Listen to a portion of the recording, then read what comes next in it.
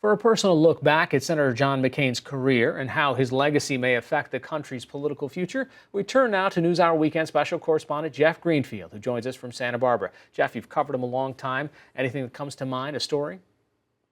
Well, the sheer complexity of the man is what most focused my attention. A guy who could had a fierce temper. Believe me, I was the victim of that. He could also reconcile with political foes, even with a Vietnam dissenter who'd gone to Vietnam while he was imprisoned and tortured. And I guess my most vivid memory, a lot of journalists will tell you this, was that Straight Talk Express barreling through New Hampshire in 2000, where he was in full command of his faculties, telling the press everything here's on the record, going to hundreds of town halls, defying his party on issues from tax cuts to campaign finance reform, as in other moments he would compromise politically. I once said to him as he was coming back from the politically dead at the end of 2007, is there something about you that requires you to be dangling off a cliff, hanging to a frayed rope before you start to succeed? And he kind of laughed and said, I think there's something to that. So as I said, this was a very complicated man, but somebody who was very different from the normal cut of your politicians. And I think that's one of the reasons why he's getting so much reverence, in spite of his flaws, at his passing. He's the first to admit that he did not live a perfect life, that he'd made several mistakes.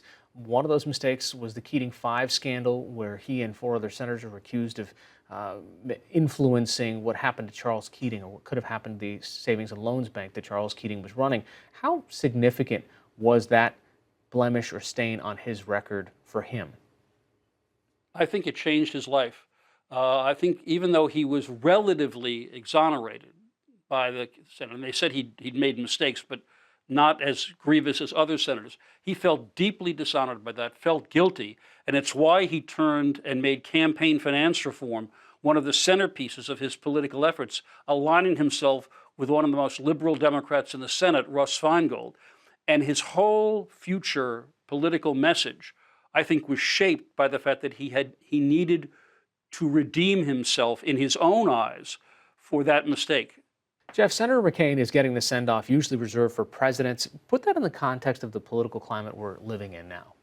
The contrast between McCain, the reconciliation with former foes, the insistence on putting country first, unmistakably is in very sharp contrast to our current president. When John McCain died, amid all the outpouring from past political opponents, this president extended, quote, hearts and prayers to the family. And in his message, there's not a word about John McCain's service to his country or what he endured in Vietnam. And I think to some extent, you can't separate the passing of McCain from the feeling that's in the country now. On a different note, I think you have to acknowledge that McCain's choice for running mate in 2008, Governor Palin, in the way she campaigned and in the way she appears, was tapping into the kind of more zealous sentiments that Trump successfully tapped into within the base of the Republican Party. So for all kinds of reasons, McCain's death throws a spotlight, I think, on where we are today. Let's talk a little bit about that sentiment that is the fuel for the president now. Coming off of this week, where, of course, his critics say this was one of his worst weeks ever, his supporters affected by this? Well, I've been hearing for 3 years now that this is it for Trump. He can't survive this. I mean, we've had this conversation so often we could probably run tape replays. But you look at at the difference, for instance, between the Watergate metaphor that everybody raises and now, and once again, his party controls both houses of Congress. The people in that congressional wing of the party know that the base of the Republican Party is devoted to Trump and will punish Republicans who dissent from that. And you've got a counter media, whether it's Fox News or Breitbart or Talk Radio, that keeps changing the goalposts. Every time we learn, oh, that did happen, they'll say, well, that doesn't matter. You know, if he used his personal funds to pay off girlfriends to hide affairs, well, you know, that's personal. Campaign finance violations? No, they really aren't.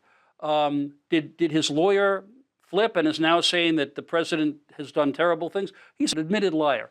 So unless and until these different perils, the flipping of Michael Cohen, the immunity granted to his top financial advisor and a tabloid publisher, unless they reveal something that is going to shake that base, I don't think things change. And today's Wall Street Journal NBC poll suggests that the president's support is pretty much where it was when the week started. All right, Jeff Greenfield, thanks so much. Okay.